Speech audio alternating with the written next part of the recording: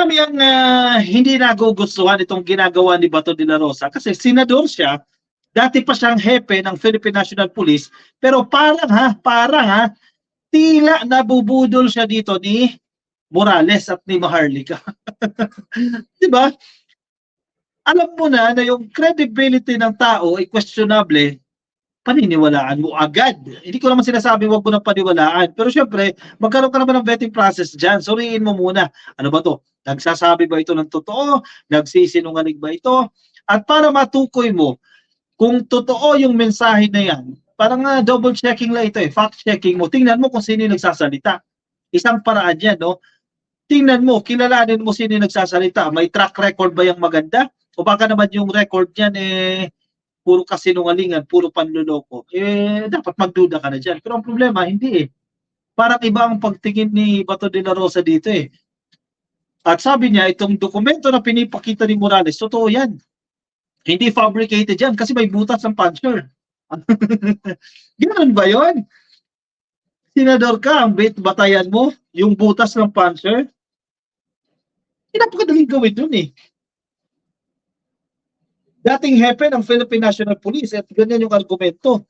Kasalukuyang senador. Nako, mahirap-hirap yan Kaya marami po ang nadidismaya sa totoo lang. Maging yung kakampi nila, yung mga kakampi ni Digong, nadidismaya dito kay Bato de la Rosa.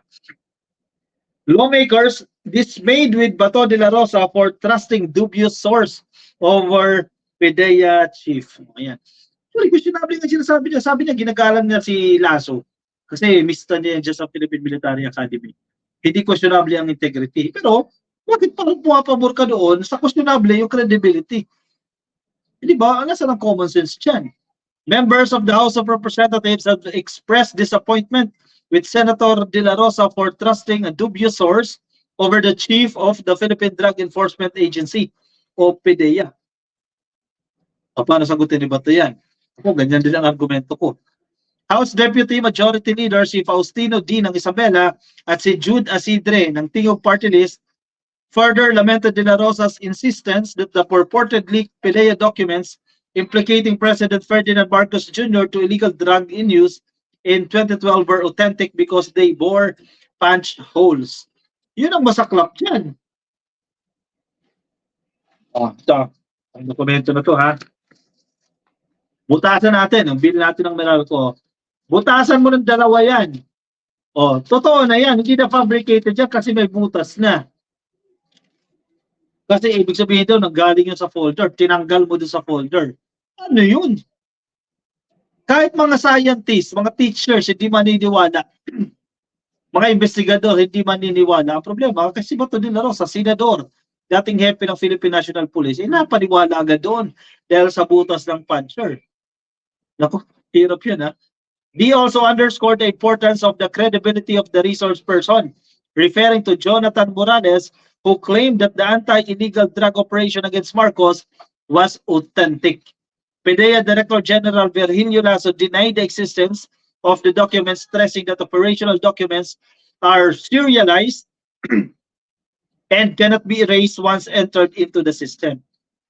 Nakita niyo yung pinakalat nilang dokumento. Walang serial number. Kasi, alam mo kung bakit. Dahil peke yung dokumento na yan. Kung lagyan nila ng serial number yan, mabilis ma-detect yan.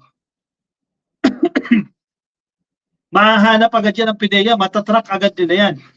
Dahil gawa-gawa lang yan, walang serial number. Napakadaling gumawa niyan Baka online, available yan Ang tanong kasi ba ito, nagtataka tayo dyan, ano naman to? Alam ko may PhD yan may master's degree yan Pero ganun nabudol agad siya ni Morales.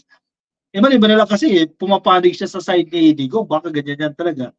And at the end of the day, yung credibility ng taong nagsasalita na kung saan siya natanggal nasa kapulisan dati, meron din siyang mga hinarap na kaso or findings sa PDEA, and then you're gonna have him testify in Senate, and mismong yung PDEA na the head of the institution, the head of the agency, sorry to tell you na walang ganun na dokumento. Walang basihan ito, non-existent. So, are we gonna believe the agency itself or a former agent na wala namang credibility? Para sa akin, napakadali ng pagpipilian natin, sabi ni D. Yun, nadali ni Congressman D dyan. In short, common sense. Yan ang sinasabi na kay Bato dyan. Counting common sense naman dyan. Nangyari kay Bato. At simple ng options, so they also noted that with available technology at present, it would be easy to fabricate documents. Bakit natin papaniwalaan ng mga tao dati na may bahid ng kanilang history, may bahid na sa kanilang career? Bakit tayo maniniwala sa taong ganon, sabi ng kumambabatas? As Idris said, he was baffled why Morales was invited to the hearing that was called to investigate the 1.4 tons of seized shabu in a police checkpoint in Alitagtag, Batangas recently. Exactly. Supposedly, yung focus dito, itong issue sa Alitagtag eh. Yung nagkamali ng presyo, no? Yung biggest drug hole na yan. Pero napababa pala yung presyo. Pero nadjadjaan si Morales. Ano yung intention? Ba't nadjadjaan si Morales? Eh malinaw na si Morales eh magsasalita at sisirain ang presidente. Kasi mukhang bayaran. Bayaran lang ata eh. Anyari, napaniwala agad-agad. Dating hepe ng PNP. Ngayon ay senador, napaniwala dahil sa butas ng puncher. Katulad nyo, medyo naguguluhan din ako. Actually, pinanood ko yung mga hearing kahapon. Nung isang araw at katulad po ninyo ay naguguluhan din ako. Bakit biglang naipasok si Morales doon sa usapin na alam naman natin na ang pinakalayunin ng hearing sana yun ay mabigyan linaw ukol doon sa mga nakuha nilang illegal drugs dyan sa Batangas. Ibig sabihin, misplaced si Morales. Pinilit lang si Morales, isiningit si Morales para masira si PBBM. Sabi nga ng ilang mga babatas, parte ito ng mas malaking demolition job para sirain ang credibility ng presidente. Yung betrayal of public trust, yan ang ina-achieve nila. Kasi ground for impeachment yan eh. Sandra Valdez, nagkamali si PBBM ng ka-unity traidor si Sara Mau. Ayun na. Jovita Abelarde, sana sa Congress, gisahin niyang Morales. Sana magkaroon ng investigasyon sa Congress. Sa Senado kasi, alam mo, bias.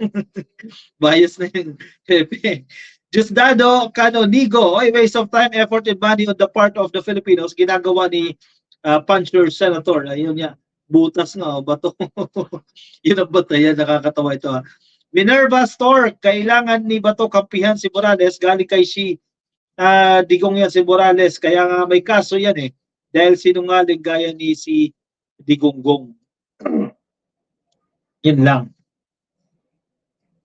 Tapos sabi niya, hindi, sabi na ba ito, no? Hindi, itong ginagawa ay in aid of legislation yan. Kiber, Keme. Aurora Zamora, good morning. Pag may butas, authentic, authentic, para kay Iyaking Bato. Lilian, Laliabe. Wala, natin ng butas yan, no? Fake yan, fake yung document na yan. O sige, lagyan mo ng butas. Panshiran mo yan. Yan, tunay na yan. Reference mo, Bato de la Rosa. Rhea, good evening sa iyo kay Del-RG Banaba.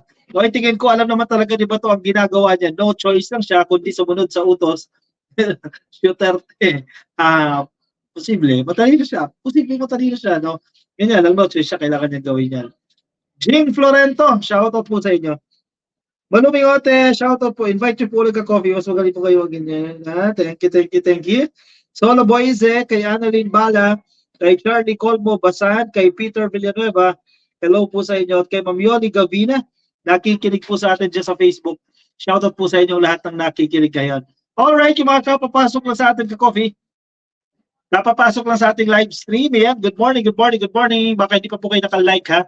Pa-like lang po ng video ito. I-like lang po ka-coffee yung video na yan. Yan, di pa yan naka-like. Magla-like na yan. 933,000 ang nakikinig sa atin ngayon. 933,000. Grabe nun, no? Sobrang sikat na tayo niyan. 933 lang. Hindi 933,000. Alright, sige. I-like nyo lang ka-coffee itong video na yan para dumami pa tayo. Abot tayo ng 1,000 sa inyong mga like lang dyan. Tess Maningat, shoutout po sa inyo. O sige, kuha na ng kape. Move on tayo sa ating next topic. At Lovely Loretta, wait lang. Lovely Loretta, ka-coffee may tanong si Baby Unite. Teka, balikan ko. Ano yun, Baby Unite? Sige, comment mo nga, ma'am. Yung question mo ulit. Teka, babalikan natin. Sorry sa mga hindi ko nababasa, ha? Kasi medyo ang dami, mabilis kasi pag maraming comment eh. Ano yung tanong? Pwede pa type ulit, ma'am? Nakaligtaan ko na ata. Baby Unite. Ano yan, Ma'am Jing? Ano yung tanong?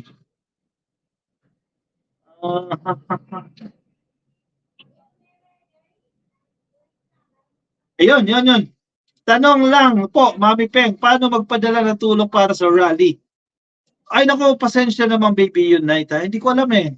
Actually, wala akong details patungkol sa rally na yan except doon sa mga dates no and venue. Pero I'm not privy doon sa nag-organize no, ng event na yan. Baka si Mami Peng, masagot ni Mami Peng. Mami Peng, nandiyan ka ba? Mami Peng, ngayon may tanong si Baby Unite. Hindi ko rin alam po eh. Pasensya na po ha. Trillanes is a decent man. Sana tatakbo ka ulit sa senador, sabi ni Sarah Beth. Hindi daw ka-coffee, no? Hindi pa, hindi. Local position daw po yung tatakbuhan niya. Yun na pagiging alkalde ng Caloocan.